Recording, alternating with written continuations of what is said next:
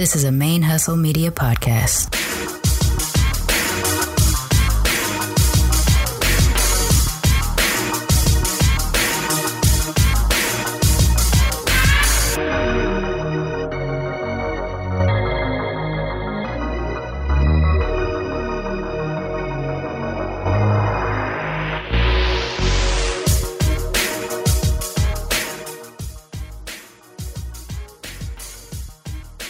Hi, and welcome to Militantly Mixed, the podcast about race and identity from the mixed race perspective. I am your host, Sharmane, aka Mixed Girl Mane. And if you turned in last week, you probably could hear that I was pretty sick and I was struggling to get through my intro without losing my breath and coughing up a storm and everything. But I am feeling a lot better now. I got my voice back at least. Just a little bit of some scratchy throatness residual. But other than that, I'm happy to be back to almost normal for the podcast this week. And this is episode 12. That means that Militantly Mixed has been a live podcast now for 3 months, which is awesome. When I first got started, I made sure that I had like 10 episodes booked so that the show wouldn't die as soon as it got started, because I was nervous it was going to be a lot harder to find mixed race people to talk to me for the show. And actually, it hasn't been hard to find guests to talk to me about the show at all. Probably a little bit harder to find the audience, because I don't know how many mixed race people are out there searching for mixed race podcasts on a regular basis, but I know with time we'll get there. So if you are listening to the show and you enjoy the show, I hope you are sharing it with your other friends, mixed or not. Mixed is great because it means they'll get to hear their stories reflected back at them, and they'll feel some sort of representation and hopefully maybe want to share their story as well. And not mixed because they might learn a little bit about how we have to maneuver the world, and maybe it might affect how they treat us in some circumstances and things like that. So hope you're spreading the show around and helping us get out there to more ears. It's been, I don't know. If you listen to last week's episode, the split episode between Black Radical Queer and Militantly Mixed, in which Javia, Nicole, and I talked about depression and our own personal depression, then you now know that I am a person that suffers from chronic persistent depression, and I am sort of in a bout of what is referred to as major depression, which is sort of a set amount of time in which you struggle with some deep depression. And I've been going through that for a little while, but this podcast is something that brings me out of that darkness, and it gives me something to look forward to, something to motivate myself towards. And it really has helped a lot in terms of managing sort of those darker days. I still get those dark days, of course, but this podcast has spaced those out, I guess would probably be the best way to put it. So I get so much out of doing this show just personally, not just in terms of connecting with other mixed race people and building this community that I hope becomes a very large community of mixed race voices, but just also in terms of my own personal mental health and happiness. To be honest, I've had a pretty tough go of it the last couple of years, both personally and professionally, and this means a lot, to have something like this to share with the world, but also that the world shares with me in terms of the people that come on the show and talk about their stories. So I'm just sitting here feeling very grateful right now that we are hitting this yet another milestone, which when you're in the beginning, I guess a lot of things feel like a milestone, but it's still important. And it's important for me to share my appreciation about things like this. So this episode, I'm really looking forward to, like I do every week, but in particular, since even before we started the show, I was looking for someone who would talk to me about this exact issue, because it is something that is so different from my own mixed race experience, and yet I'm aware of it as being a thing. I wanted to try to find people that would be willing to talk to me about it. I have connected with a few people who have this thing that we're going to talk about today, but it never kind of got all the way to getting on the show. So I'm joined by someone I went to high school with that I don't know or didn't know at the time. I know her now. We were both connected through sort of an alumni Facebook group, the reunion groups that pop up on Facebook, and she's in a class below mine, but we're all connected within a couple of years of each other, and we know a lot of the same people. So she had seen a post that Blurred Vision and I had on that page about the podcast we were doing, sharing it with people that we went to high school with and saying, hey, we did this thing. And she reached out to me, and she said that she was of both white and Peruvian descent, but that she didn't feel like she really had a place in sort of the mixed race space because she presents white. So today's episode, we are going to be talking about white passing or white presenting, depending on which term you prefer. So we understand the term as white passing to be somewhat problematic, especially here in the United States. It doesn't necessarily have a positive origin, as is the case with many things having to do with race.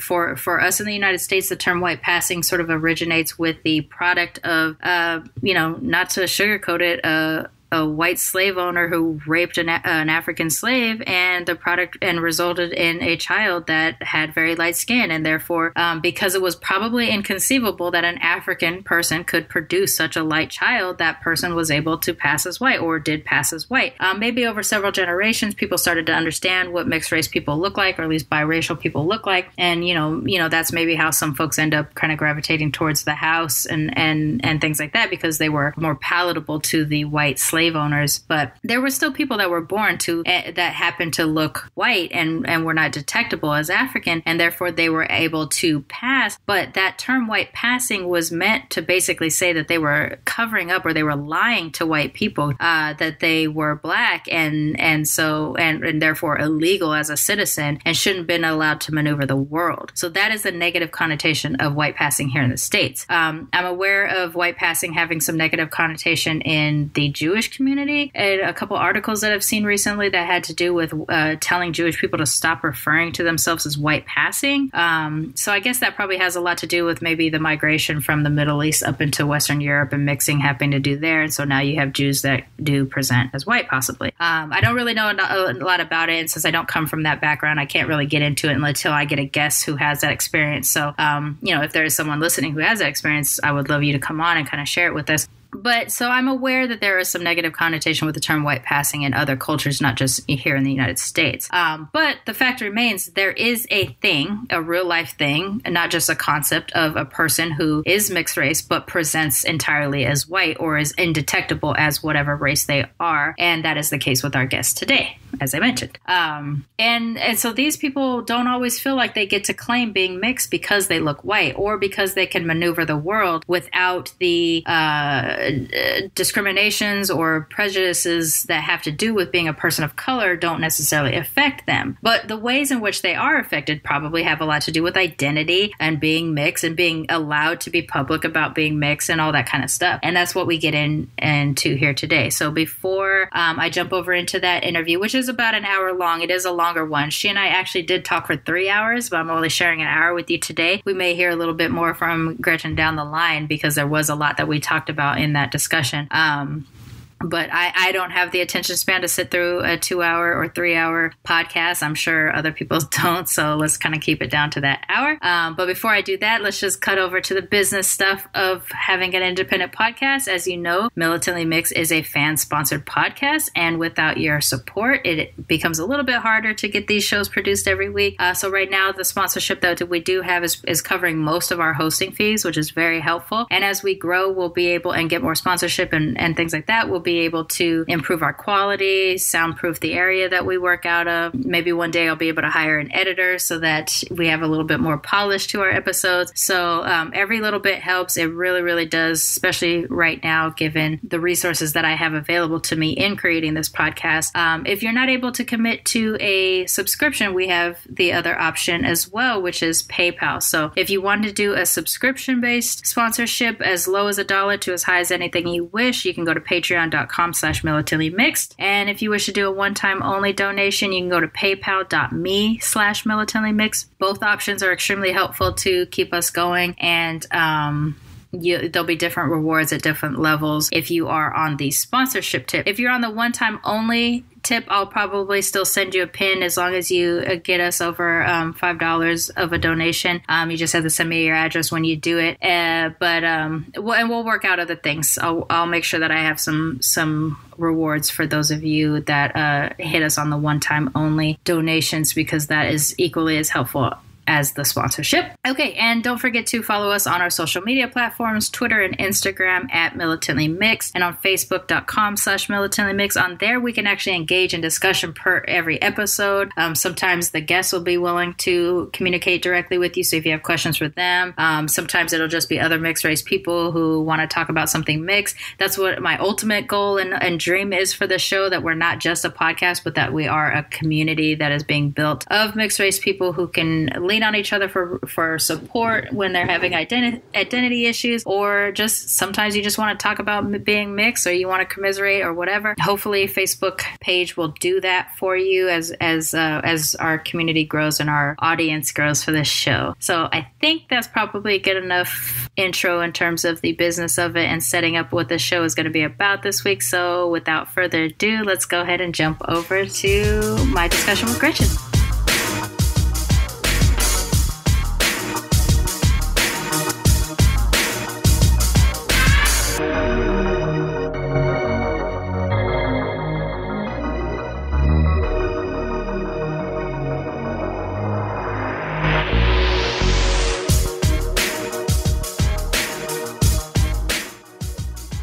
And today I'm joined by, well, it's kind of weird. I'm joined by someone that I went to high school with, but I don't know. I knew her face, but that was pretty much it. I am joined by Gretchen Erickson. We were a grade apart. You graduated in 97? Uh-huh. Yep. And we are still kind of connected through our high school sort of alumni group on Facebook or whatever. So yeah, Gretchen, why don't you tell everybody a little bit about yourself, a little bit about your ethnic background, and let's get into it, because this is going to be a really interesting conversation today. Sure. It's funny when you first asked me what my mixed race story was, my first response in my head was, I'm not mixed, I'm a white girl. And then I thought, well, I'm a quarter Hispanic, but I'm not mixed. And then I looked over at my niece, who is here visiting. She's 11 years old and visiting my daughter, and my niece is a quarter black. And I thought, well, she's mixed. Why don't I consider myself mixed? Yeah. And so I really had to do some soul searching before I could even answer your simple question, what's my story? And my mom was born in Peru, raised primarily in the United States. She immigrated when she was 6 and had to go through school being, English as a second language student, and at the point where she had a lot of struggles. Her and her siblings had struggles integrating into English speaking society. And so a lot of that, I don't know the exact history, but she didn't teach any of us Spanish. So our experience of being Peruvian is limited in a lot of ways. And even though I experienced it a lot more as a child, and I grow up and other things, happen, and we don't really think about, what we are when we're off living life. So, right. Especially since I am so white, and on top of that, I'm not just your average white girl. I'm super pale, and I have really vibrant red hair. I have red hair. So I remember when I was in college, someone once told me, "You have red hair. There's no way you're Hispanic." And it's so weird. There are completely red Latinx people out there, red-haired Latinx people out there. Well, I'm sure as a 19, 20-year-old guy, he probably didn't have a whole lot of life experience either, so probably didn't know. Everybody has their own little world that we all kind of live in, and you shape your beliefs on that. So, so that's kind of my background. I don't know. I would say that, when I clicked on your picture after you and I started chatting back and forth, I did remember your face as soon as I saw you, but I couldn't place if we had known each other or if we had interacted much. But I did think, I know you were saying you kind of struggled with the idea of whether or not you got to be able to claim mixedness, but I saw a face that looked like there was something else behind, like there was another story behind your face. And there's a weird way of saying it, I don't know. But it really clicked into view when you sent me the photos of your mother's family. Mm-hmm. You look, I think you favor your mom a little, but you favor your grandmother quite a bit. I don't know if you even have noticed that, but you actually have really similar features to your Peruvian grandmother. Oh, bless your heart. She was gorgeous. Yeah, that was a beautiful photo. It was just a passport photo that you sent me? Yeah. I wish I had she was passport beautiful. Photo like that. She looked like one of those like 1930s sirens, like the movie the movie actresses. That was a really, really beautiful photo, which we'll share on our Instagram pic. Thank you for saying that, because I don't see it, I guess. But just a face can I grow up with. It's hard to see yourself objectively, right? Yeah, maybe. I mean, I see my dad's face. Like, I'm a girl version of my dad. Like, I do have almond eyes like my mom, and I definitely have a skin tone that's closer to my mom. But if you compare my face to my father's face, I just need a darker skin and curly hair, and I would be him pretty much. But yeah, like, I think you tend to be, and I think you tend to be a little bit more critical of yourself. And if you're already coming from a place where you feel that because culturally you didn't get exposed quite as much to your Peruvian side, maybe you're just like, yeah, I am just a white girl or something when you see yourself. I don't know. So I don't know if you asked me a little bit more. I can share kind of like my childhood. What exposure I had. So early childhood, my family was we were closer to my mom's side. As far as activities and get-togethers. My mom came from a big family. She was second of 6 children, and they all lived close by. So we always had the family get-togethers. There was always lots of people, lots of food, and lots of Spanish. So everybody was kind of involved with each other's lives. Everybody was big and loud. I remember one time when I want to say between 3rd and 4th grade, we had a foreign exchange student from Japan. And I want to say it was like on the way home from picking her up from the airport, we stopped by my grandmother's apartment, and there was like a family get together. So this poor Japanese girl didn't even know us, and she gets thrown into this Hispanic party, and everybody's giving her hugs. Oh no! I mean, that's what you do. As a stranger, you're somebody you meet, and you give hugs. Well, that's what you guys do. That's not what we do. We are not a huggy people. No, Japanese. And then I was talking to my aunt earlier, and she said that one of the things that really was culture shock to my grandmother when she moved to the United States was that everybody felt so cold, because in Latin culture, just everybody's there and loud and huggy and touchy, and that was normal. And in here in the United States, you don't just hug people, you just meet or give them kisses on the cheek. Yeah, so I'm not a very huggy person because I have both my mom's side of the family is Japanese and my dad's side of the family is British, and so like these aren't really super huggy cultures. Even like my British nana, I remember growing up, she would like kind of sit in a prominent chair in the house, and you'd have to kind of go to her to hug her or something. It wasn't like we just kind of could just curl up on her or anything. So yeah, like I get the sort of coldness or separation. It usually takes me a while to get comfortable hugging people, but I find that if I know the person comes from a culture that's like that, it's a lot easier for me to deal with. But if it's a regular garden variety American and they come up and they say, well, I'm a hugger, then I'm like, you do not have consent to touch my body.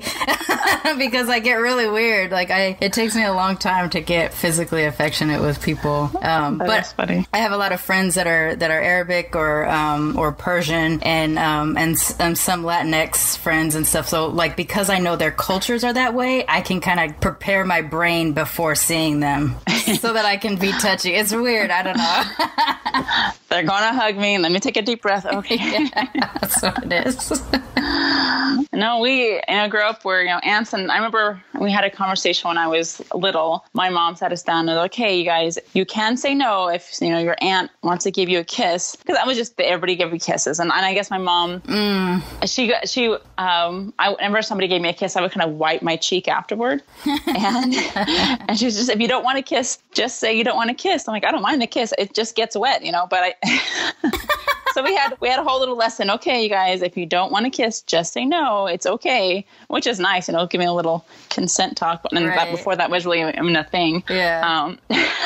But yeah, that was just normal. Hugs and kisses all around. You see people. But we'd also, like, I grew up hearing Spanish all the time, especially at family parties and such. My grandmother gave us all Spanish nicknames. I was Gretchencita, and there was Michelita and Miguelito, and that's just how she, Spanified all of our names, and so it was nice hearing that and eating the wonderful Hispanic food. Peruvian food is really spicy and rich. And I know I'm biased, but it's the best food. Yeah. So I grew up, going to grandma's house, eating this super spicy food, and it's so spicy. And I was a little kid, but everybody's having a great time and loving it. So I'm going to have a great time and love it too, but it's so spicy. So a lot of the names of food I didn't even know until I was an adult. Like one of the dishes I remember my grandmother making was arroz con pollo, but which means rice and chicken. But it was made with cilantro, and so it was green, and I didn't know what it was. We just called it the green chicken. That's cute.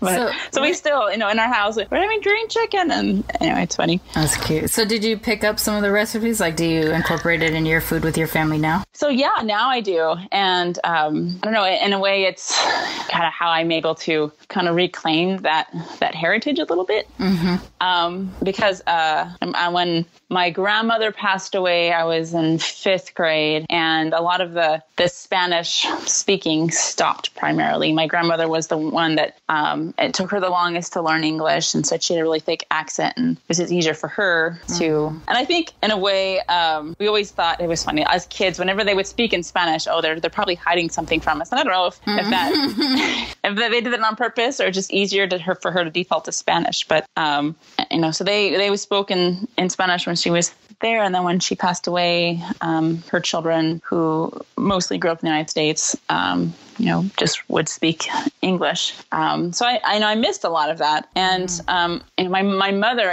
she definitely had an accent. You just couldn't tell what kind of accent because she was so young when she came over, but she didn't speak English very well. She just had bad syntax and whatever. And people often asked her if she was from New York City, which I thought was really funny. Oh, funny. But since she didn't speak, didn't learn Spanish in school or anything, she also spoke Spanish poorly. So just never really had a master of either language. That's interesting because she was so young when she got here. About what year was that? Do you know? 59, I would say, because if she was 6, maybe 58, she was 6 years old. Was leaving Peru around the time that there was a huge influx of Japanese that were immigrating to Peru. So I was curious if maybe you had some Japanese mixed in your, like I know we talked about your ethnic heritage and what you discovered through DNA and all that kind of stuff, but so I know that there's a ton of Japanese that live in Peru, and sometimes their presidents are, like a mixed heritage or something like that. And so, like, Peru has always been one of those countries that is of interest to me as a mixed race person because I know that they've managed to incorporate mixedness into their culture a little bit better than maybe some other countries has done. It's very diverse, and it's funny because when I was growing up, the only Peruvian experience I knew was my own personal immediate family. It wasn't anything else. My grandmother didn't teach her children much about the Peruvian society, Peruvian culture beyond her family. And when my mom and my aunts were growing up, all they heard was, Peru was wonderful. It was a paradise. And the reason for that, she didn't at all talk about the poverty, but my grandmother's family was well-to-do enough that, she was growing up, they had servants, they had people to cook and clean. And when she moved to the United States, she had to be a servant. She didn't have any other, skills. So it was hard on her moving to the United States. And she thought she had kind of got the jackpot. My grandfather, her husband, he was born in Peru, was a Peruvian citizen, but his ancestry was mostly European. And he was raised a lot of his childhood in the United States. So he was fluent in English and Spanish. And according to my aunt, he never had an accent in either language. So she thought it was great marrying, for all intents and purposes, an American. But then when she got to the United States, it didn't quite live up to what she expected. So that's how you become a quarter, because your grandfather is Peruvian, but European mostly heritage-wise. Yeah. So, DNA, we did the DNA test and proved that I'm a quarter Peruvian, which is like half of that is Native American and half of that is Spanish. So the combination is the quarter. And then I'm assuming in the rest of my heritage, I had I want to say 6% Turkish, and that might have been him too. I have to ask my aunt if she had Turkish blood in her. I know she had hers done, which would make sense because my grandfather, he did have a look that wasn't just, Northern European type. Right. So if he was a quarter Turkish or something, that would make sense, but I'm not sure. But everything else, mostly just European. Right. Yeah. So, I mean, my parents, my mom, she, like I said, had a hard time learning the language growing up. She was considered the smart one of the family because she would get C's in school and everybody else would fail because they just didn't know the language. It took a long time. And the teachers at school told the kids to stop speaking Spanish at home. So there was and I guess that was normal in the 60s that they're just there was not as much care to allow families to keep their cultures. Well, I feel like it was a combination of either, racism wanting to drown out the cultures and all of those kind of stuff, steal the language, steal the culture of other people, or it's just flat out they really were ignorant and believed that it was hard for people's brains to grasp multiple languages. Because that's what they told my grandmother when she came to the States. She was a military bride, and so they had classes for all of the immigrant wives to Americanize them. And part of what they did, so they were taught to cook a certain way, they were taught to speak a certain way, they were taught to be, be more American. Yeah, be more American, but in this kind of way. Yeah, but like be in this kind of way where you were like subservient to your military spouse. And then part of that was also this fear that they drove into them to say, like, don't teach your kids Japanese. It's bad enough they're half-breeds. You don't want to confuse their brain. And so that fear, whatever that was, however intense they expressed that to my grandmother, she continued that fear throughout, even as I grow up and I come of age where I'm like, speak Japanese to me. Even then, it was a real struggle to get her to actually engage with Japanese. Like, there was some words we knew growing up, and there's some words I know in Japanese before I knew in English. And so in those cases, I still translate that in my brain to speak English, even though English is my natural language. But it was a real fear. And it wasn't until I was in my 30s, which I think I've said before on another episode, that where I made enough of an effort that I could kind of have a whole conversation, like with a few sentences. And she was impressed by that point that she spoke back to me. But other than that, it was like she would teach me a word, but not a sentence or something like that, because she didn't want anybody to know. And it was always, don't say this in front of other people. Don't let other people know. So I think there was something in the culture at the time that was, I think it had to do with racism, certainly, but maybe also an ignorance into thinking that somehow our brains weren't going to be able to handle multiple languages as children. I think a lot of it too was seeing it was hard on the kids and wanting to shield them as much as possible from that, and so encouraging them to assimilate, I guess. And my mom's, like I said, since she didn't speak the greatest of Spanish, she didn't have much incentive to teach us. Sure. And because she married a white man, my dad didn't know Spanish either. He said he tried learning, but my mom didn't want to really help him. I don't know. It wasn't important to her. And my grandmother liked my dad because he was white. He had blonde hair, blue eyes. But it's so similar. Like, it just, you say things like that, and it's like I can see it in my own family. It's like the blonde hair, blue eye was this like quintessential American that everybody wanted. All the immigrant side wanted. It's so weird. But she would brag to her sister, and look at my grandchildren, look how white they are. Wow. and my mom's cousins and their kids, depending on who they married, were very dark looking. And I remember, I don't know why I didn't think about it a lot, but I remember they look a lot darker. But a kid, you don't attribute that. My mom's cousin married a Hispanic man. I don't know what his heritage was, but he was a dark Hispanic man, and so their kids are dark. And so these are my second cousins, but they look Hispanic. They are Hispanic. They are Peruvian. My sister even says, oh yeah, when she was growing up, my sister was the oldest, and so they would have get-togethers for the older kids and extended cousins and whatnot. And she could say she called it going to the Peruvian parties, where she was like the white girl. And it wasn't like these are all my close family members, because we didn't know them too well. And they lived in the Bay Area. We lived in Sacramento. But didn't feel like we fit in. They knew Spanish. They looked Hispanic. We looked white. We didn't know it. Yeah. Yeah. So I do want to kind of, you brought up the thing about your grandmother praising the whiter children. So I do kind of want to talk to you a little bit about colorism, because that is it's a huge thing with all people of color, but in particular, Latinx world tends to do colorism in a very kind of special way. So I kind of get into it too, but I also wanted to ask you, for you personally, not kind of in the grand scheme of the world, but for you personally, is there a reason why you say Hispanic versus Latin or Latinx? That's just how my mom always phrased it, I guess. And I was never said, and I was never taught in Latina, and it means the same thing, I guess, in my brain. But that's how my mom phrased it. We are Hispanic. I'm only asked because I know that like only recently has it started to become a thing where people will stop some people, and say, hey, this is what we say, or this is what we say. And I always want to know the difference for people to kind of understand it and conceptualize of it for myself.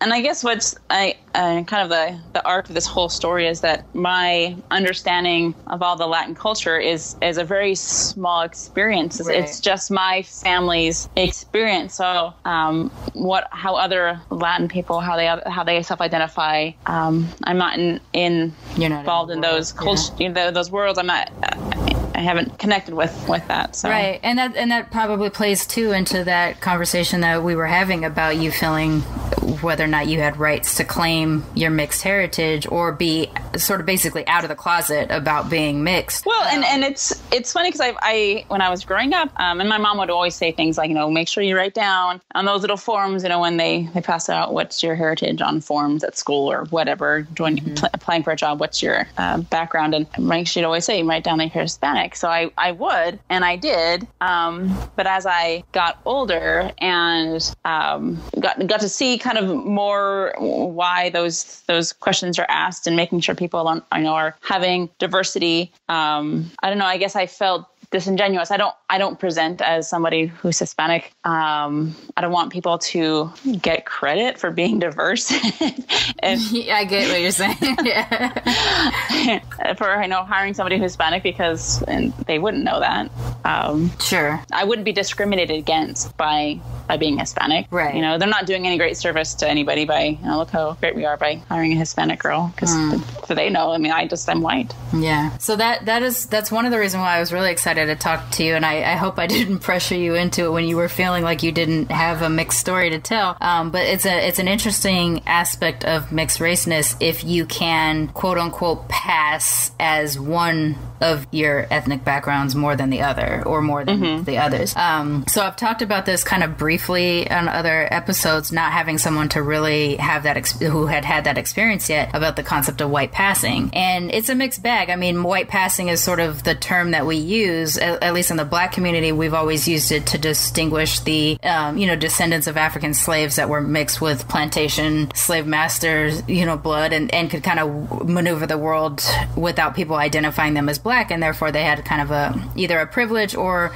they were able to hide and get out of bad situations. Nowadays, I don't know if that word is, or if that phrase is considered as comfortable, for people. I actually did have somebody tweet me or send me a private message on Twitter saying that she hated the term, and it seemed to be kind of a thing that where she was trying to tell me that she never benefited from white passing and all this other kind of stuff. But the more that I read her explanation to me, the more that it seemed clear that she didn't actually kind of fit in the white passing category. Whereas like with you, I think you used white presenting. Is that what you were saying to me? Either one. I mean, I don't know. So like in you, if at a glance you look at you do see a pale-skinned, red-headed woman, and you probably don't go any further. Someone like me, who is always trying to figure out, what other, like, is kind of sniff out mixedness everywhere that I can, I probably would have missed you too until I stopped to pay attention. And like when I looked at your picture, I was trying to find it, and I was like, oh yeah, she doesn't look like just a,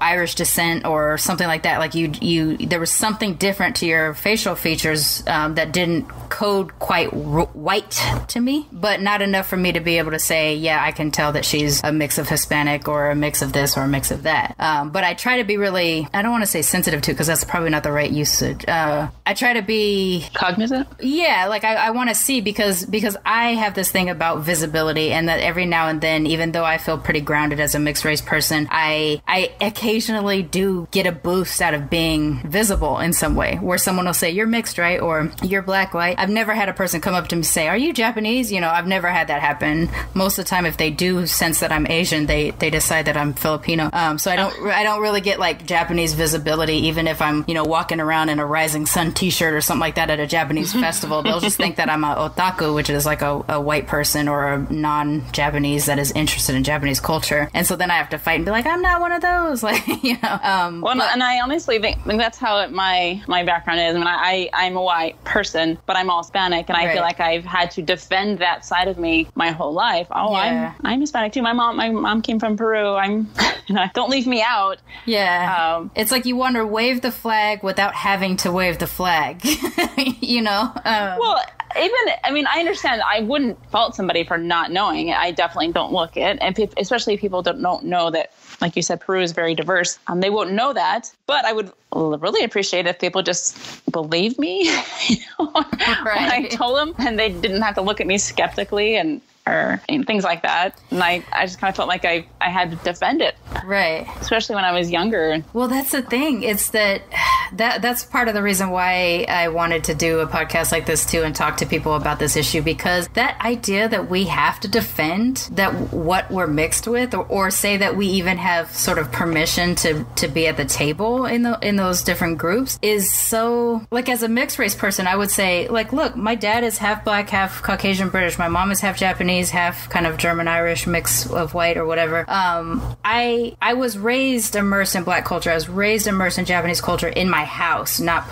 like I wasn't kind of a publicly Japanese, I guess. But and a little bit on the British side too, because we did have my nana when I was growing up. I don't really have a connection to what we thought was German Irish, which we actually realized recently through DNA that that's not the case. But I wasn't immersed in those cultures, so I would try to participate. Like, I'd go to Irish festivals, or I'd go to German festivals, or I'd try to learn the culture, stuff like that. And it wasn't like I ever got to feel German or Irish or anything like that. I could feel Japanese a little bit. I could feel black a lot. I could kind of feel British here and there. But I didn't feel like I don't think it's fair that I would have to say that just because I was a quarter, I didn't get to be a representative of the culture. I didn't get to participate in the culture. It's such a point of frustration. Like, my whole life I've hated this idea. And then I'll have a conversation with, say, a monoracial person from one of these groups, and they'll try to explain to me why I don't have that full right. And it usually boils down to, well, you can't walk down the street and be like, let's say I'm engaged in a conversation with a dark-skinned black person who has been a subject of harassment or something by the police. It is true, I benefit from a sort of a light-skin privilege, which I don't appreciate, where like a cop may disregard me over a dark-skinned person, which did happen to me when I was in high school in Long Beach. We were hanging out at a park. We got picked up. My black friends got dropped off by the cops in a Mexican neighborhood so that they'd get beat up, which they did. I got dropped off at home, and then when my black dad opens the door, all of a sudden I see the cops look on his face like he made a mistake. He should have put my little mixed black ass in the Mexican neighborhood too. So like, I understand that I do have a benefit in terms of my light skin privilege or whatever you want to call it, but I am angry by it. I'm mad that I don't get, oh gosh, I always hate how I say this. Like, I'm mad that I'm not visibly a reflection of my ethnicity, and so that I'm kind of disregarded as that. Not to say that I'm signing up to get dropped off in a Mexican neighborhood to get beat up, or something like that, which was, I can't say that would be the case now, but it was the case in 1990s Long Beach, where the cops were doing that. They were dropping Mexican kids off in my neighborhood. They were dropping black kids off in those neighborhoods, and those kids were getting beat up on their way to try to get home, and we didn't have cell phones back then where we could get, or Lyft where we could get picked up and stuff. So like in your case, I think, a company isn't going to necessarily get to check a mark off on their diversity things in terms of skin tone diversity. diversity where you're concerned. But even though it was small, you still have exposure to your culture. And though you weren't as immersed as you may have craved or crave now, maybe as an adult mixed Peruvian woman, it's part of your story. It's not just that it's part of your DNA. You saw your grandmother, you got to benefit from the cooking and sort of the cultural things that really ground us in our ethnicities sometimes. Like, it's not just that we're mixed race, it's that it's a mixed culture too. Yeah. And the food, I mean, how many times does food connect who you are to something? I mean, I was talking to all my cousins before this call today, just kind of getting their perspective and if they consider themselves Peruvian, and we all kind of agreed it's the food, the loud Latin family and get-togethers, and those two things. I have one cousin. There was a group of my family went down to Peru a couple of years ago. A couple of my aunts and a bunch of the cousins all went. And one of my cousins, who is probably the darkest of all of us, the family that they saw down there, they told him, "You look Peruvian." And he probably didn't realize until they said that how much he wanted to hear it. But after they said it, it just felt so good. He said,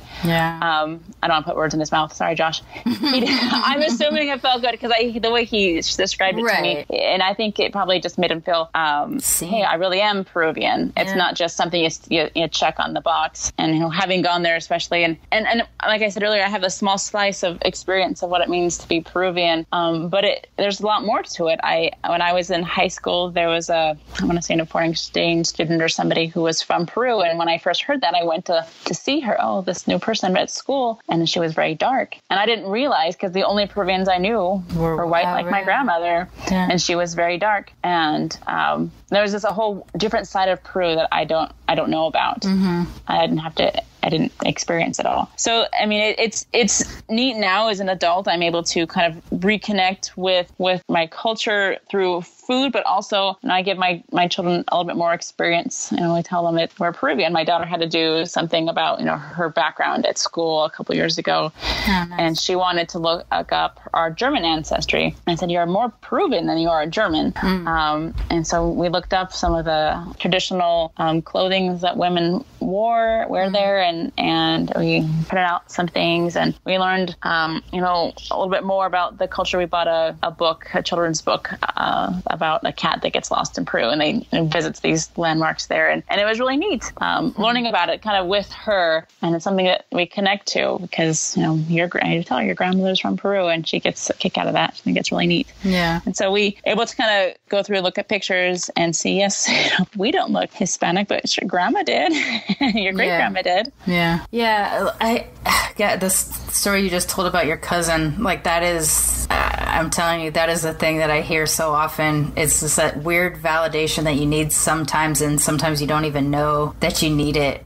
You just, like, someone walks up to you randomly. Like for me, it's usually on the black side where I walk into a building and a black person that's working in the building will say something like, "Hey, little sis," and it's nothing. They're not saying you look black. They're not saying anything like that, but it's just a code within our culture that we would refer to people as brother or sister or auntie, uncle. It's the acknowledgement. It's the acknowledge, yeah. And so it's just that little brief moment that they say they don't know how much of me is black, but they knew enough in that moment from seeing me that I was. And so I just get this little boost for the day, of like, I got seen today. And it's something that like a monoracial person, I mean, it's not like there aren't things that a monoracial person would have a similar experience. Like, oh, I see you as an artist, or I see you as this or whatever. But when we all have to deal with this identity crisis thing that when we're growing up. But if you tack on top of your identity crisis, also you don't look like anything that you're mixed with. Yeah. And you're just like, well, what am I? What group do I go to? Who do I join when I feel like I need to be around people that are like me? Mm-hmm. And I think, white people have a unique experience in that they don't have to use their race necessarily as a way to bond. They can bond through geekery, or some kind of thing that they're really interested in, hunting, guns, whatever. Like there's all these different things, and we can do it too. there are cultures within, even American culture. Mm-hmm. There are cultures, like you said, the geek culture. There's other ways that people connect, and being an ethnic minority, that's an easy way to connect with somebody mm-hmm. because there aren't that many. And hey, I'm involved in that group, and people get involved with other groups, whether it's media type cultures, people that love sci-fi, or mm-hmm. it's religion cultures, where other things tie people together. And then I think people have these different worlds that we gravitate towards, and an ethnic one is easy. And I can imagine, like my brother, who went to Switzerland for 10, 11 months. This was a long time ago, and he said he didn't realize how much he missed hearing the American accent until he was around somebody that was also American. And I felt so good to his ears, and the person probably wouldn't have been probably wouldn't have been, connected, been friends in America, but they just had a connection because they were so far away from where they are. And it's just something you try to gravitate to somebody who's like you, whatever that is. Right. And maybe in America, there's so many different, the mix of different cultures of European, mm-hmm. that we've kind of made a generic American culture, and we don't really identify as just German or just Finnish or just French. And it's just a combination of everything. Probably a lot of, I think in my experience, a lot of white people that I know basically don't know their ancestral whiteness. And so like for me as a mixed black kid growing up, one of my favorite things, we go back to the food thing, was the cookouts, mm-hmm. Watching the uncles compete over who could burn meat better, like the playing dominoes and hearing the slam of the domino to the table and someone yelling bone. Like there's just these sounds of my childhood that I don't have as much access to now in my sort of small world where I'm pretty much in my apartment all day long. Those things that kind of connect you to your family and to your culture, but when you're a mixed race person, it really connects you to your ethnic background too. And when we sit here, like the problem with trying to connect with people through something like geekery or some sort of other interest hunting, whatever, is that we are always also singled out again even within that subculture as ethnicity. So no matter what, we have you tend to gravitate towards your ethnic groups with people that you look like because there's a comfort in it. But if you tack on, like, I'm a black geek. I like comic books. I have grown up reading comic books since I was little. A combination of issues are in my way there. I'm a person of color in comic book geekery. I'm also a woman, which is unusual, or at least they claim it's unusual. I know a ton of girls that are like me, that were like me growing up even too, but we don't get credit for it. And so we're always this sort of unique or fetishized thing when we go into these other subcultures. And so you end up kind of bouncing back to the ethnic thing again. And then it's that one thing that you can't really, you don't have to share with everybody that you like Star Trek or you like hunting, but it's something you can see on the outside. But you can see from the outside, oh, you don't have blonde hair, blue eyes, you have something else. Right. Yeah. So, these are the types of things. And so like I was a little, it touched my heart, I guess, is the thing. When I saw your initial messages where you were just like, first you had sent me a message only to suggest a story, which was, I think, probably somewhat along the lines of your story, right? It was a white passing woman and this woman's discovery of her mother keeping this secret and sort of now readjusting her identity through the mother thing. And I had seen that article before too. And I've heard those stories from people, especially on my side of the family, my black side of the family, where white passing is a thing for some of my relatives. And then when I was asking you about your story and you were feeling like at first you didn't really have one, that's a kind of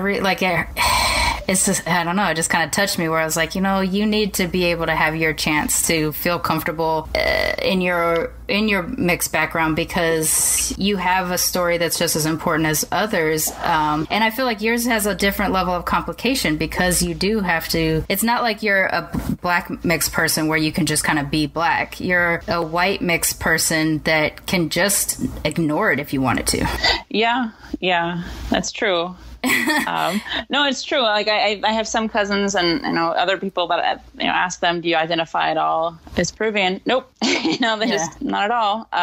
It's something that we did as children, but it's gone now. And my mother passed away when I was in high school, and with that I definitely lost Sure. A lot of the food, she would cook Peruvian food at home. And once the food was gone, we on occasion, and as our family kind of got older and my generation was moving on with life and moving away, we didn't have family get together so much, and I was away in college, so kind of lost a lot of even the family get-togethers and food that I had. And now that we're all adults and having our own kids, I recognize that we really enjoyed all that food, and so I've learned to make it. I've been able to connect with my aunt and get recipes, and that's awesome. And remember, my mom made it differently than her sister did, and you just kind of compare and contrast that. So have you tried to experiment to kind of get closer to your mom's version compared to your aunt's? Yeah, so there's one dish that my mom made. It has pork and cabbage. It's kind of a stew.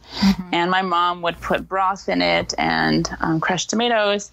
And my aunt doesn't put the broth or crushed tomatoes. And either way is right. They're both good. And my aunt said, well, I make it the way my mom made it. So, I guess my aunt's way is more authentic. I don't know. But I like the way my mom made it too. So, and it's funny because I can't make them the exact same way because my kids don't like a lot of spice. So I have to make it a lot milder, and we have to add the spicy food after the fact. Like the green chicken. I remember when I was little eating that green chicken, it was this greasy, super spicy food, and I make it so it's not greasy. And I don't put the spice in for my kids' sake. But it still tastes good. Was it that you didn't get the spice in with your kids when they were young enough, or they just kind of naturally didn't gravitate towards spice? Ever?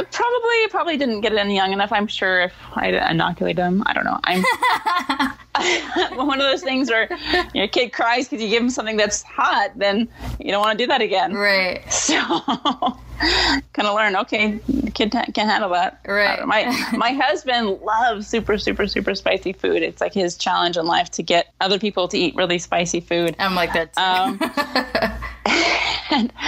And so I don't even get as spicy as my husband does. But I think for men it might be a little bit like a competitive thing. How hot can you handle it? See, I'm not a super competitive person, but I do notice with spice, I feel like I get a boost if I can handle heat that other people can't handle. The only person that I totally bow down to is a friend of mine from Texas. This woman can eat spice like nobody's business. There's no hiccups. There's no sweating. There's no scratchy voice. Like she's just yum, yum, yum, yum, yum. And I'll at least get the scratchy voice. I've never gotten hiccups from spice, but I don't know if you remember my husband, but he, from high school, but he cannot handle even like jalapenos, which aren't even on the heat registry. He'll be sweating like a pig when he eats. It's so funny. That is funny. So I do get a little bit of a boost. Like if I can hang meat-wise, or if I'm watching a person suffer and I like, well, let me try it, and then I don't suffer, I'm just like, yes. It's like the only place that I think I have any kind of competitive sense. That's funny. Because sports, forget it. I'm not physically inclined in any way, shape, or form. Maybe a little bit on shit talking, but I got nothing to back up anything I ever say except for the spicy. That's a talent. No, I was in college once, and I made that Peruvian stew, and there was a guy who had just come back from visiting Peru. He wasn't Peruvian, but he'd been there for a while, and I'm like, well, I'll make this because I know you've been there. You've tasted Peruvian food. You let me know if it really is Peruvian, because and my mom had been gone for a few years then, and I don't know. I mean, just when she made food, I didn't realize it was Peruvian. Just that's what my mom would make, and so I made it, and his nose starts running a little bit. He's like, oh, this is perfect. And it felt so good to hear, oh, it really is Peruvian, and I made it right. And I don't know. That was your visibility that you needed. Yeah, it was so great. They have one Peruvian restaurant here in the Portland area, and it's so expensive. And I've only gone a few times, but when I do go, I just order what I know I like. And there's so much more. I probably just get adventurous. Yeah, you should. I love that you ended up talking about food accidentally, because I don't know that we talked about food so far in any of the episodes, and there's really nothing that kind of grounds us in our culture more than food. I mean, just look at how like sort of happy our voices got once we started talking about like green chicken and stuff like that. For me, like it's kind of heartbreaking for me because I did transition into a vegetarian. Like I'm an anti-vegetarian. I don't want to give up meat. I feel like I have to and stuff because I animals and the environment. But like I'm angry the whole time that I'm not eating meat. I'm angry.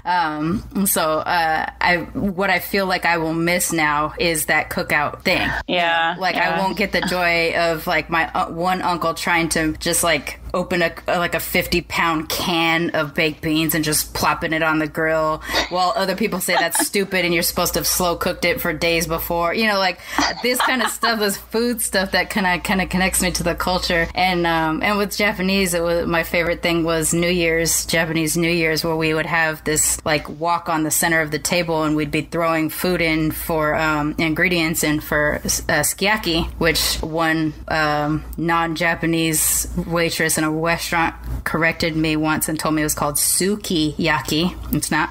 But we would like, it was our New Year's thing where we would throw the noodles and the vegetables and tofu and the meat and stuff like that and just cook it in front of us and then kind of pull it out as it was cooking and eating. And it's just one of those things that it was such a thing that connected to me, to my Japanese side, that I just miss and love. And it's a universal human thing where people come together and bond through food, through eating together, a shared experience of food. On Wednesday, I went to one of my coworkers he and his wife were from Africa, and I'm going to get this wrong. I'm going to be embarrassed, but I want to say she was from Ethiopia and he's from the neighboring country. But they have a restaurant. They own a restaurant then, and so we went and had Ethiopian food, and it was served family style, come in big platters. We eat with our fingers, and it was really just you kind of get a glimpse into their culture through food, and it was wonderful. It was really, really tasty, and one of those things that, he gave us some of the milder dishes, but he brought out a couple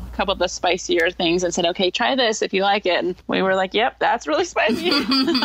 How'd your husband handle the spice? Was he like bringing? Oh no, it was a work thing, so he wasn't there. Oh, okay. Oh yeah, whenever we go out, he'll get whatever is the spiciest on the menu, and they kind of give him the look, are you sure? And he always handles it. I don't think he's ever gotten to the point where it was too much for him.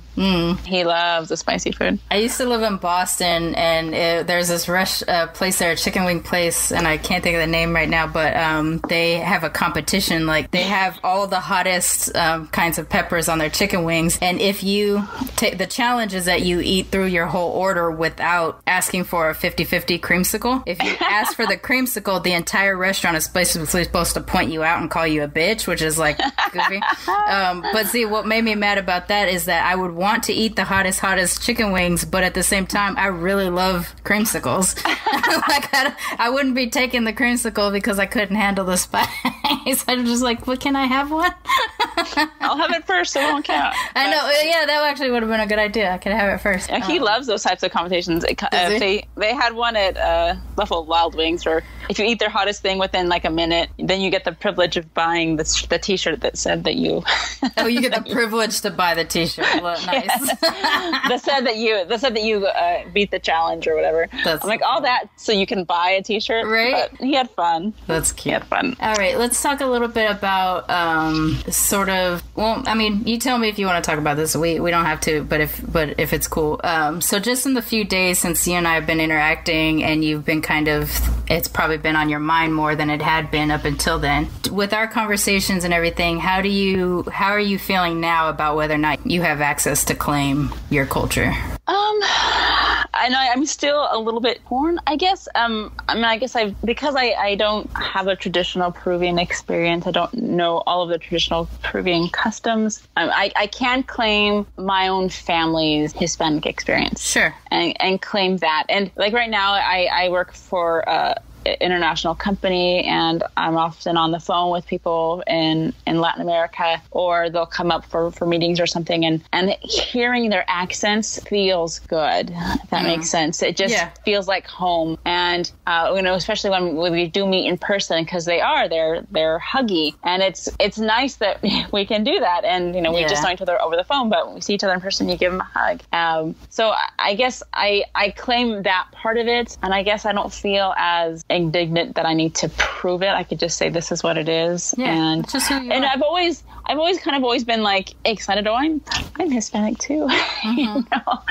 But I don't know. I remember there was an incident in college where I decided I'm not going to be claiming that heritage. And I was in a school that didn't have a lot of diversity, and they were having some type of a support group get together where people were going to share their experiences at the school and whether or not the school was doing enough to help them and being diverse and whatnot. And all these people were sharing, with roommates conflicts or whatever. And I look around and I'm like, I am the white girl here. And I don't have any experience like that because no one comes up to me and says, whatever thing happened in your childhood didn't happen. But I didn't have anything to contribute. And I realized I'm a fraud. That's how I felt. I'm a fraud. That's how you felt. And I just didn't think it was just disingenuous to tell people that I could relate to that experience just because right. my mom came from Peru, especially since she wasn't very dark. Right. Well, that's an interesting point, though. There's this comic.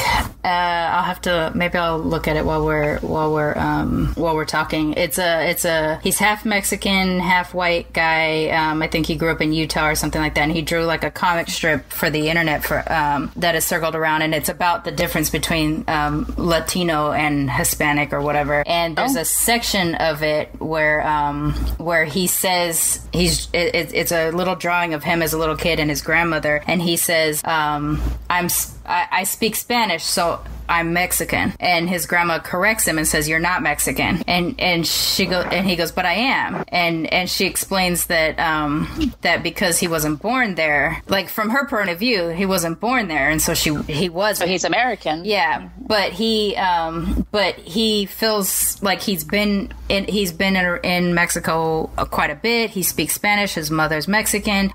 He at least kind of gravitated in that way. And then I think you go further on in the comic and he says something about like, I've been to more places in Latin America than I've been in like cities in America. And so it is very much a part of his identity, but it's sort of him kind of trying to come to terms with whether or not he gets to be Hispanic Mexican or Latin. And I guess Hispanic being kind of coming from a Spanish speaking country. Okay. Versus what now people are saying as Latin to be sort of the all-encompassing people of Spanish heritage spread out throughout the world. I guess was sort of like how he was breaking it down. It's kind of also why I asked the question for you, because with you not being as exposed to your Peruvian culture throughout your entire life, I wondered if it was kind of like you said, that's how my mother described it. That was sort of my understanding of what we were. And it's still accurate. Your mother comes from a Spanish-speaking country, and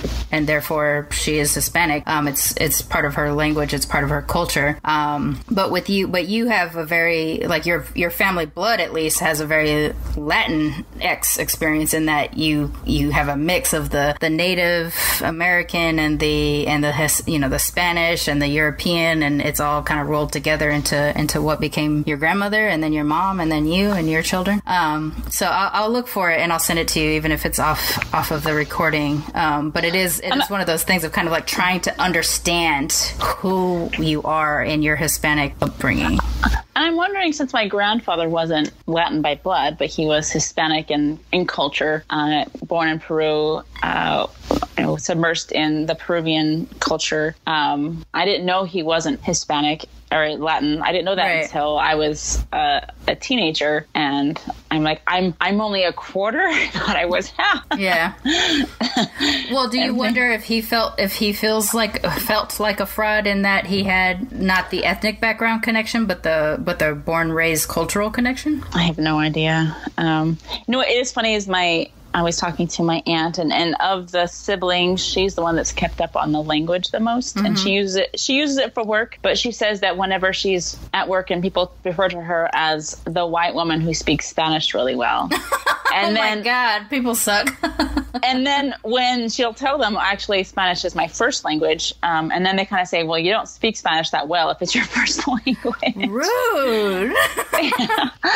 So, I mean, she says she doesn't even consider herself very Hispanic because she doesn't have a mastery of the language. And there's a big part, she recognizes a big part of the culture that she's never really been involved in. And And when she went to Peru, she's been to Peru a couple times as an adult, and she realized, oh, wow, this is much different than, again, our family's culture of what being Peru was. And don't look at, you don't have that same shared experience. It's hard to feel like you're part of the group. Yeah, I mean, that's pretty much the thing about being mixed. I swear, like, I just, it's the things that you're saying, you know, I keep being kind of awed by the fact that you have felt like you didn't have a mixed race story, because all the things you're saying is the exact same things that I hear with everybody that I talk to. You know, it's this, you have the same, you struggle in the same way. You just happen to have white skin. That's it.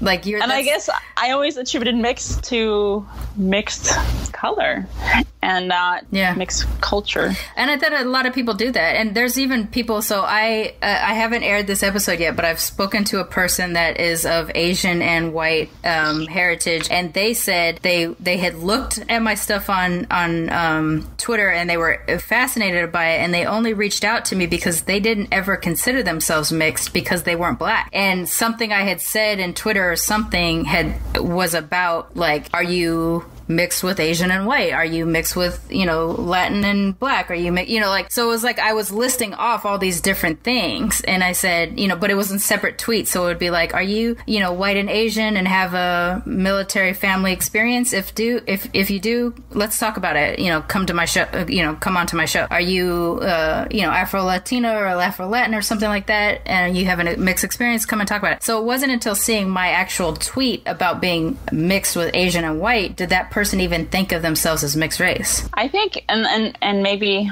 I don't know what that person's experience was, but for me, almost like you gave me permission. I've never felt permission to call myself mixed before. Oh, I wish you didn't feel that way though, because you have permission by just your blood. Like, I'm not, I just host a podcast. I don't give you the wristband. I mean, okay, I will say that I'm glad. You listed out, you know, white and Asian is considered mixed, and I never, you know, white and Hispanic is considered mixed, and I just never thought of that, because, you know, and growing up in California, there's so much more diversity now where I'm now. And so it was kind of like on my mind a lot more, that heritage. And here, everybody's a lot more people. I shouldn't say everybody. There's a lot of white people here. Right. So it's not something that comes up a lot, where, you know, in California, you know, it's something we people talk about all the time. Yeah. And so I never thought of these two, you know, different cultures mixing together as a mix. It's just... Yeah. Well, I'm at least glad that we interacted enough so that you do feel like you can explore that side of you as a mixed race person, that you can make that claim. I mean, I do feel bad that you feel like I was the one who opened that door for you. But I'm glad. I mean, I think this is an important thing for us as mixed people. And, you know, your children may never have the same sense of confusion about whether or not they get to be mixed or not as you. They may just feel, I think I made the assumption, your husband's white, right? He is. Okay. Yeah, you said it. Okay, that's right. But he tans a lot better than I do, so at least my kids will be darker.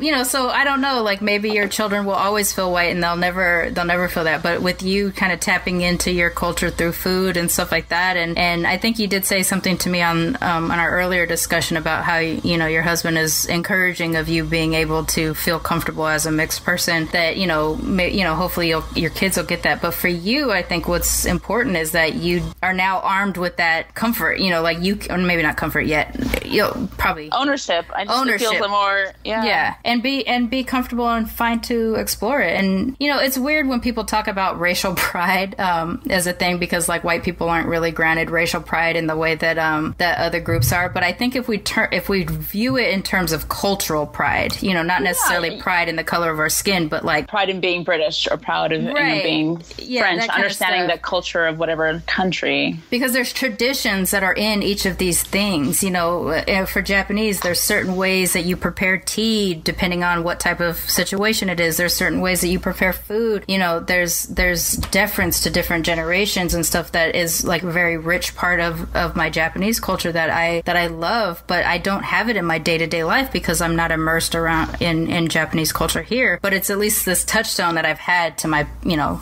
my childhood and my past. Same with the black side of the family. There's a ton of stuff that is just like traditionally black, that when you have have those experiences, you're just grounded in your Blackness, and it feels really good, and you have a sense of pride about it. And with you, through food, probably more than anything, you have that too. When you cook your green chicken, you're connected to your mom, you're connected to your grandmother, and they're there. You know, their presence is kind of with you when you're kind of going through that, and to feel comfortable, like you have that background, is great. Yeah, like it's a wonderful with part food and the smells. It really brings back the memories. They always say that olfactory brings back memories. So I do. I cook that green chicken and I smell my grandma's house. Yeah, I like that you brought up the smell too, because smell is a big thing for me also. You don't think about it until it hits, right? Yeah. So for me, something that really reminds me, and actually it's a shared thing with my husband too, because he grew up in England. He's not British, but he grew up in England through the military. And Christmas time, there's oranges with cloves stuck in them. Oh. And so like, I don't know why we do it, but whatever, it's out there. But that smell of like the clove and the orange, I didn't even think of it. And then my husband thought about it one day, and so we started to do it. And then it was like, as soon as we put those cloves in the oranges, I remembered I remembered through my childhood through that smell. But it was just something that kind of had erased if he hadn't brought up that memory, his own memory of it. And also like it's kind of a weird Chanel number 5. If I smell it walking past, it reminds me of my Japanese grandmother, because she really liked the high classness of it. And so like if I smell it, I instantly get like this, oh, my grandma, like, you know, it's this weird thing. It's not even cultural in that case, but it's just a connection to the generation that makes you feel connected to your culture. Yeah, I guess. Yeah, I love that. I didn't even realize it was cilantro that I was missing so much until I had a roommate that was making salsa one day, and I was like, oh my gosh, that smell, and it just brought it all back. I'm like, I've got to learn how to make that chicken, and that's what it reminded. It was, she was making salsa, but it was the cilantro that I gravitated towards, and I think I was probably a senior or junior in college. I think that's when I really started like, okay, I need to start learning how to make some of these dishes, because I miss it. I really do, and I learned slowly. Some things I haven't quite mastered, and some things it's hard to get the ingredients for. I remember at one time I was trying to find a spicy paste called ají amarillo, which just means yellow pepper. But I called like I want to say it was like a Mexican shop. Maybe they'll have it. And they looked at me like I was an idiot. No, that's it's like we don't all use the same Peruvian. spices. I was like, it's a long shot. I'll call. I'm not going to drive out there. But I called, and no, they didn't have that. But you know, my aunt, when she comes up, she from Sacramento, she'll come up and occasionally, and we'll have a bunch of Peruvian food, and she'll bring it all. She knows where to get the stuff, and she makes us these spicy shish kebabs and other things, and we all just have our little loud Latin family. That's awesome. Parties. Well, hopefully, if we have any Peruvian or mixed Peruvian listeners, they'll be able to tweet at me and let me know how to get that yellow pepper stuff so that you can. we can order online. I know how to get. Yeah, I know how to get it. Okay. When it's last minute, though, you don't want to wait for Amazon. Right. But yeah.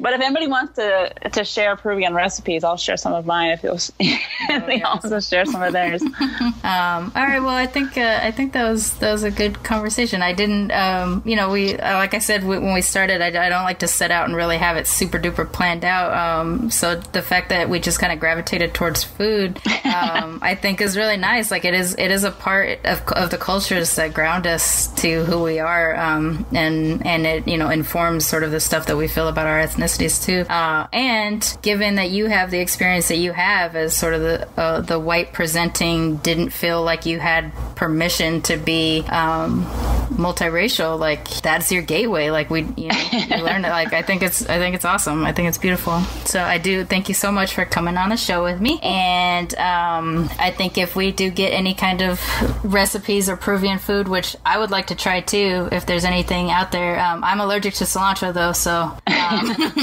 have to keep that outside of the thing. But if people do you like cumin? There's lots of cumin. I do. I like cumin a lot. So my allergy to cilantro is weird. It's kind of hallucinogenic, but not in a positive way, which everybody makes the joke when I say it. They're like, "Oh, that must be awesome." It has a really foul taste. A lot of people say that it tastes like soap. Like I guess there's a DNA reason why sometimes people. Well, first the people who think it tastes like soap, I don't have have that. For me, it tastes like what I imagine an armpit would taste like. It's really foul, like BO kind of, like the way BO smells is how cilantro tastes to me. I can't touch it without breaking out in a rash. I can't breathe it without feeling sick to my stomach. I am so sad for you. I know people who love, my husband loves cilantro, and it is just a chore for us to navigate eating when like cilantro is a big part of the dish or something like that. He almost always ends up getting to eat my food because someone inevitably puts it in my food and I end up getting sick. But the room gets really skinny and long and far away, and my vision, it affects my vision. I get really itchy, like a crackhead kind of itchy. I talk really fast. Like there's a whole bunch of stuff that happens to me when I have cilantro. So it sucks that like Mexican food is my favorite. Yeah. I always have to How do you go to Chipotle? I just work around it. So with Chipotle, I go for the hottest salsa because there's no cilantro in that. So that works. I used to get the barbacoa, and I don't think it had cilantro because I never really had a reaction to it. But now that I am doing the whole vegetarian thing, I do the sofritas, which I don't. It doesn't seem to have it in it. But yeah, I do. And I don't get the rice. I make sure that I don't get rice because they put cilantro in their rice. But yeah, it's tough. It's tough to navigate, especially living down here in LA or when I lived in Texas. The Tex-Mex was actually a little bit easier because it wasn't always in Tex-Mex, but in like regular Mexican food here in Southern California, I always have to work around it. It sucks. It sucks. Like my husband loves it too, so yeah. I'll have to send you a recipe then of non-cilantro food.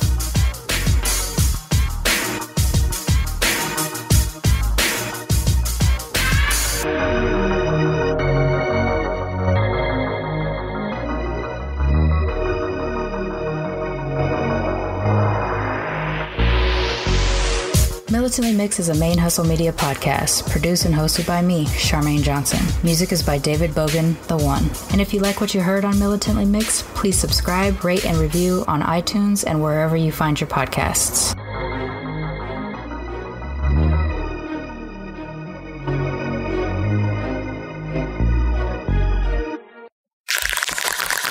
ManeHustle Media. Turn your side hustle into your main hustle.